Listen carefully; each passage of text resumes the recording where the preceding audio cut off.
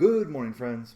When we think about identifying what is good and what is bad, avoiding simply doing what's right in our own eyes, we gain a bit of helpful insight from Romans chapter 1, verses 18 and 23.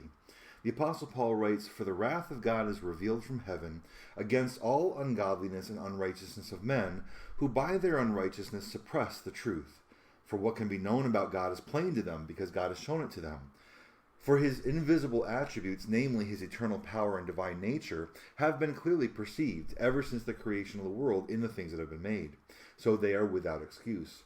For although they knew God, they did not honor him as God or give thanks to him, but they became futile in their thinking, and their foolish hearts were darkened. Claiming to be wise, they became fools, and exchanged the glory of the immortal God for images resembling mortal man and birds and animals and creeping things."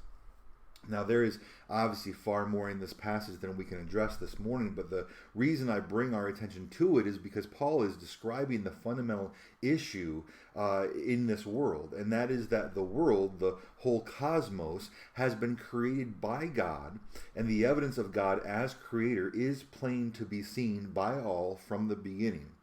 And that status as creator puts God in the position of absolute primacy.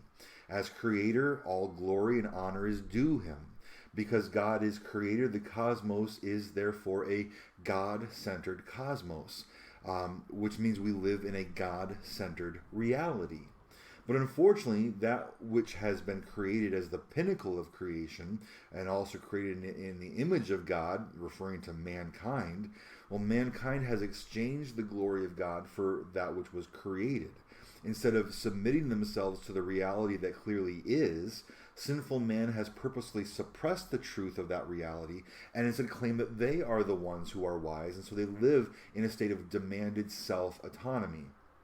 But the problem, even as we alluded to yesterday, is that demanding to live in a man-centered cosmos does not actually change the nature of the cosmos.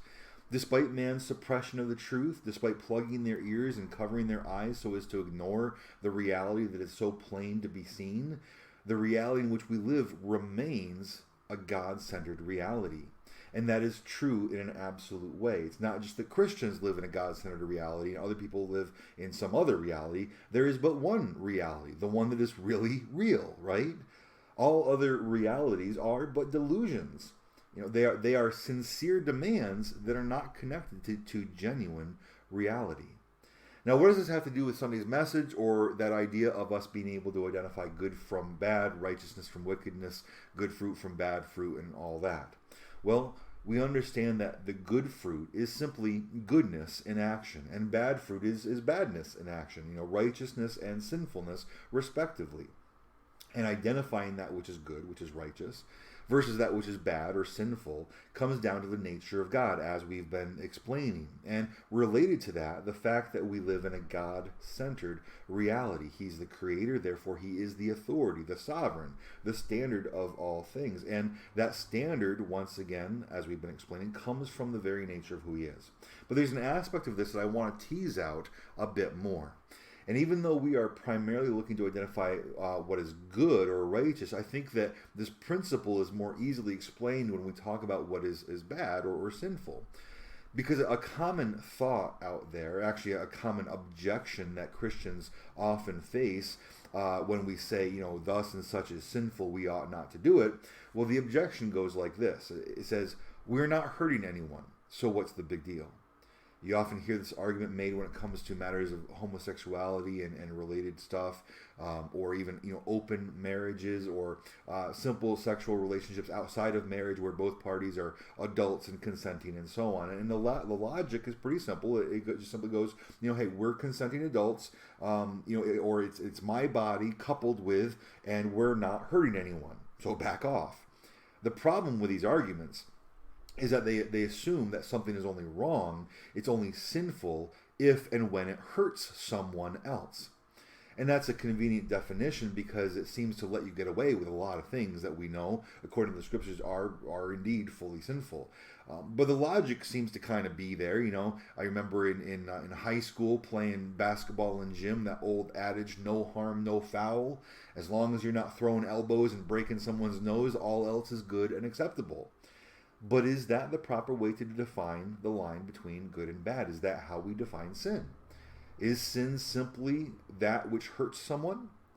Well, for one thing, when we think about this scenario and this argumentation, we have to realize that the people who are engaging in these kinds of things that are sinful, the scriptures define them as sinful.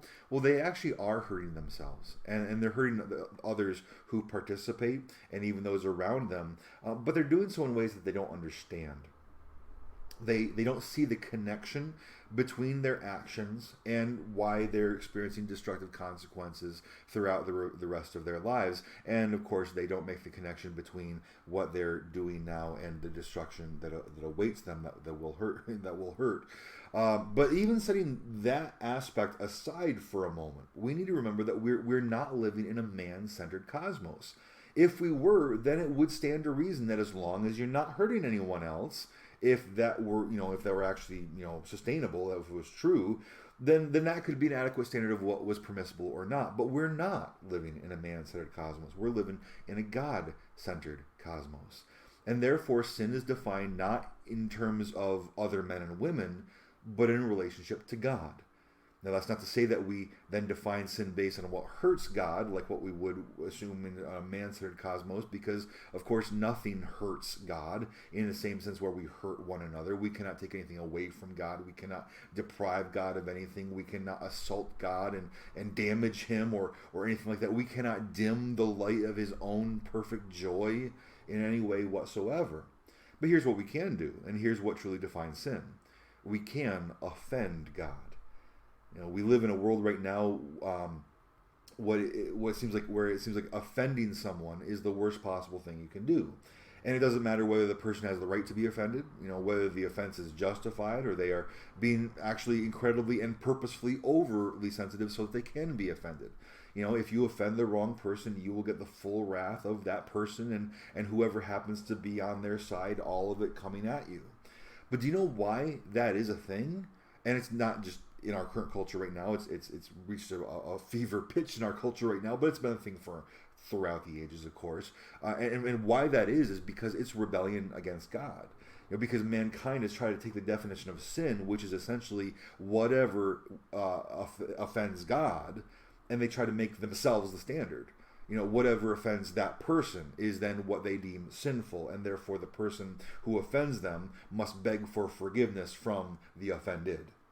Now, not to go too far down this particular rabbit trail, but one of the ways in which mankind distorts the reality of offense and its relationship to sin is because when we offend God, we do commit sin because God is greatly offended, and we are indeed heaping up the wrath of God against ourselves in perpetrating that offense and transgressing his law.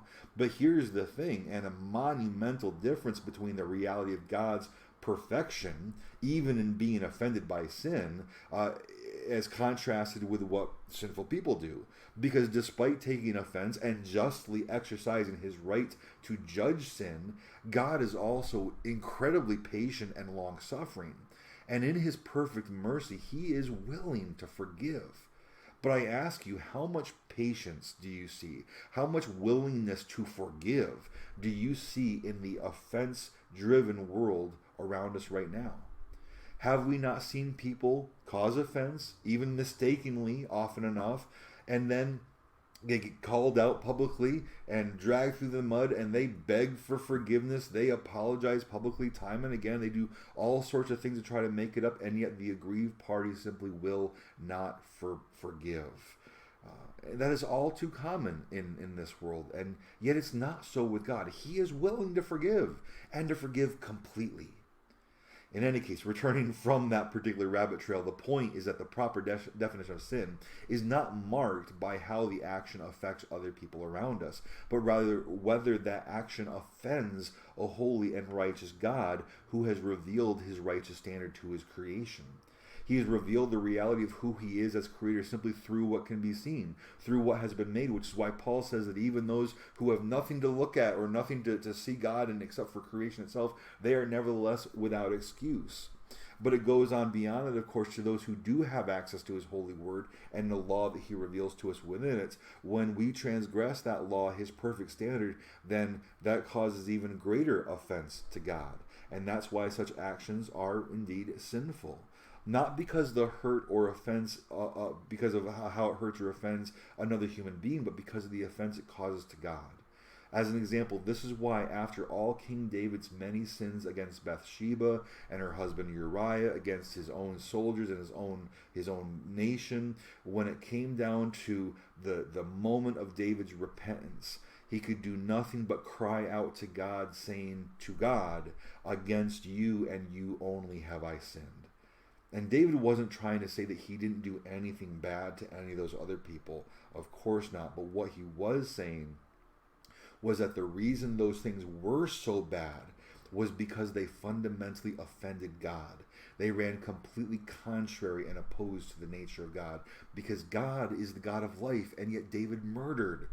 God is the God of faithfulness, yet David forced Bathsheba to be unfaithful to Uriah, and at the same time David was unfaithful to uphold his duty to protect Bathsheba as one of his subjects rather than abuse her, because God lifts up and protects his own subjects and does not abuse them.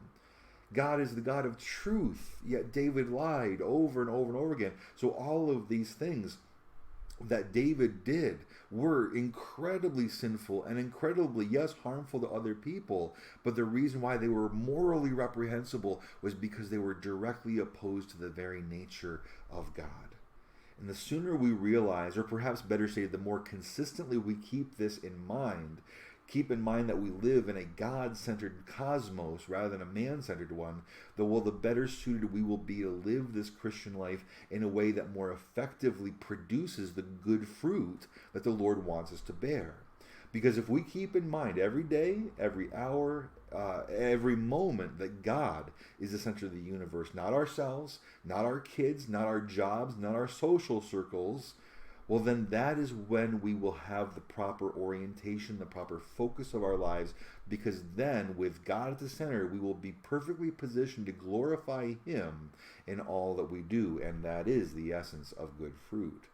Now, it's ironic how things get twisted, of course, because I want to close by encouraging you to do something that I'm sure the critics and the unbelievers, of course, would say right back at me, though with a much different tone and a much different meaning. But here goes. Friend, keep your eyes open and live in the real world.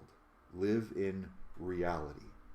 And so, glorify God in all you do, because it is a God-centered reality that we do truly live in. And of course, have a good and godly day, and Lord willing, I will see you soon.